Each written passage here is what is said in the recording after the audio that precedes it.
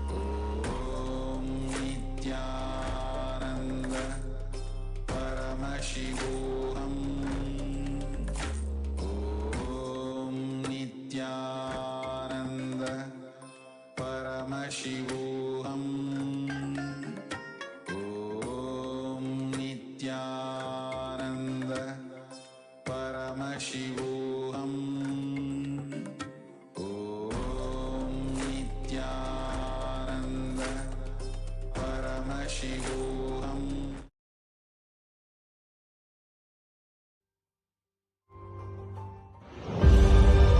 What I mean by the word KAILASA, listen intensely. Enlightenment ecosystem, literally enlightenment itself, in your own home, wherever you are. If you cannot come to KAILASA, it's okay. KAILASA can come to you. KAILASA coming to you is KAILASA.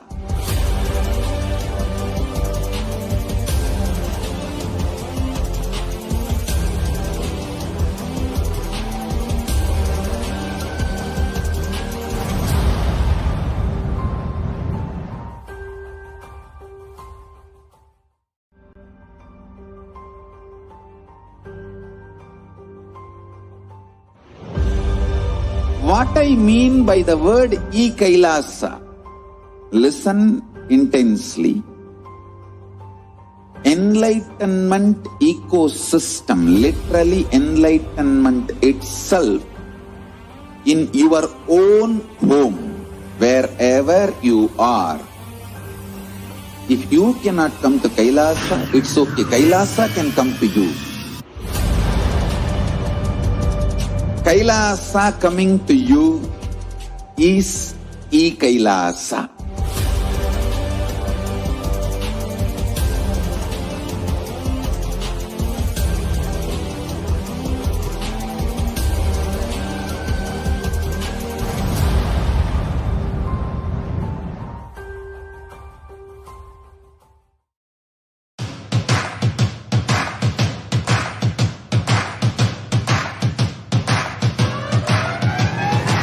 I welcome all of you, the whole world, to come and celebrate, enjoy not only the enlightenment ecosystem, the beauty of how it is getting revived. Be an insider for this great revival process.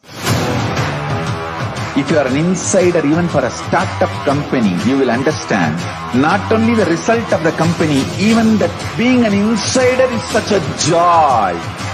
Being an insider, when it was happening, is something extraordinary.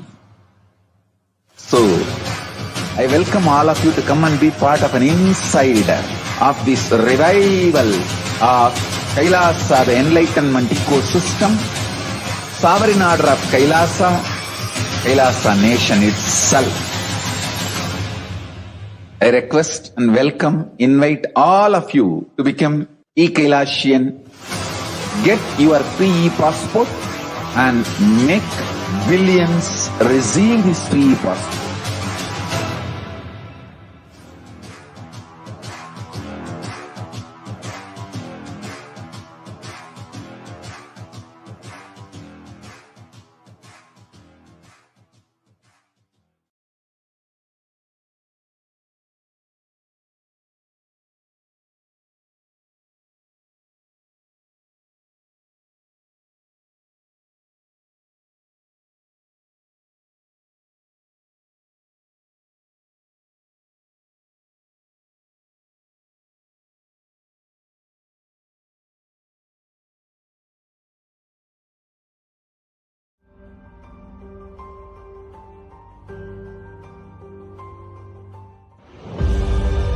What I mean by the word KAILASA, listen intensely.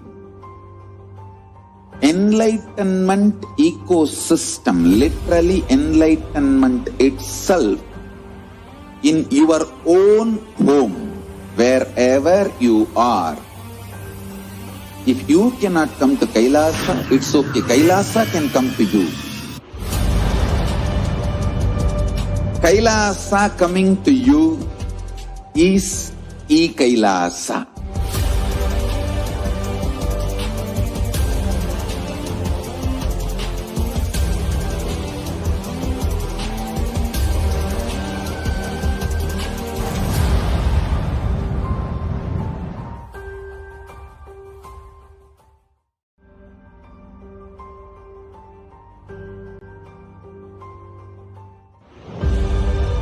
What I mean by the word KAILASA, listen intensely. Enlightenment ecosystem, literally enlightenment itself, in your own home, wherever you are. If you cannot come to Kailasa, it's okay. Kailasa can come to you. Kailasa coming to you is Kailasa.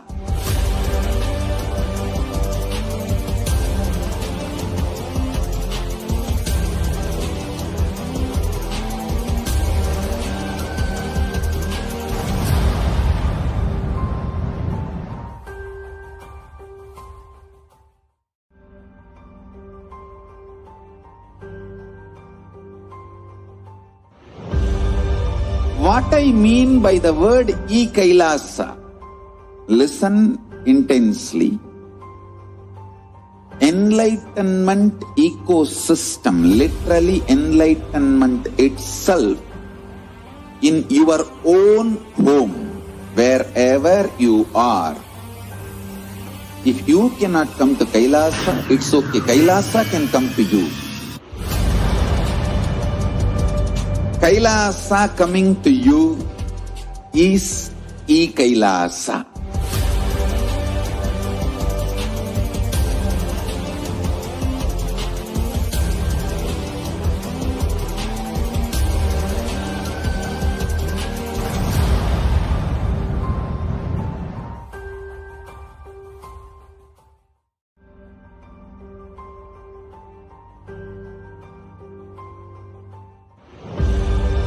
What I mean by the word KAILASA, listen intensely. Enlightenment ecosystem, literally enlightenment itself, in your own home, wherever you are. If you cannot come to Kailasa, it's okay. Kailasa can come to you.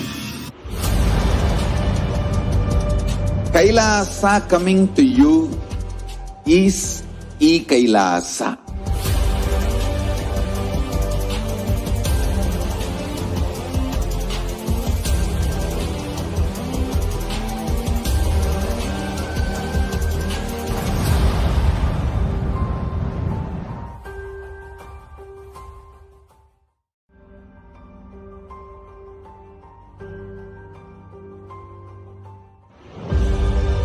What I mean by the word KAILASA, listen intensely.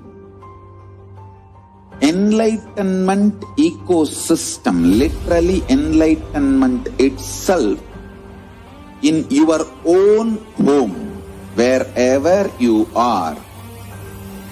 If you cannot come to Kailasa, it's okay. Kailasa can come to you.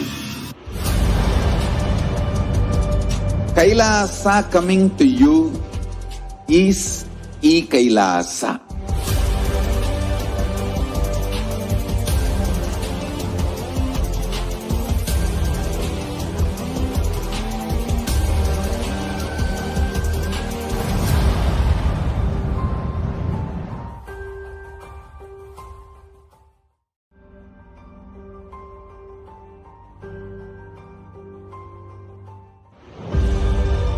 What I mean by the word KAILASA, listen intensely. Enlightenment ecosystem, literally enlightenment itself, in your own home, wherever you are. If you cannot come to Kailasa, it's okay. Kailasa can come to you. Kailasa coming to you is Kailasa.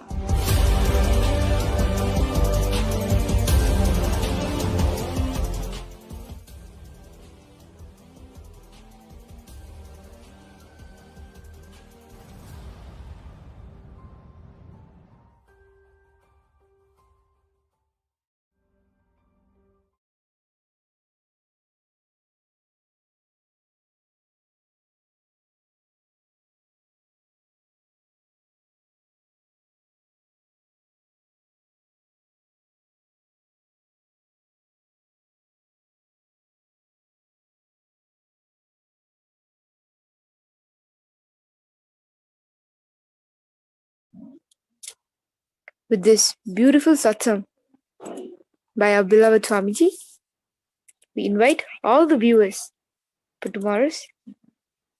We invite all the viewers during this Hindu Heritage Month for tomorrow's Bharani Deepam celebrations. We thank all of you for watching and would like to offer the last reminder to please go down to that link below and cast your vote, because it's you who makes the decision. We thank all of you for joining us and invite you for tomorrow's satsang. Thank you. We'd like to end with the Purna Mantra. Om Purnamadah Purnamidam Purnat Purnamudakshate Purnasya Purnamadaya Purnamevavashishyate. Om Shanti Shanti Shanti Hari Om Tat Sat.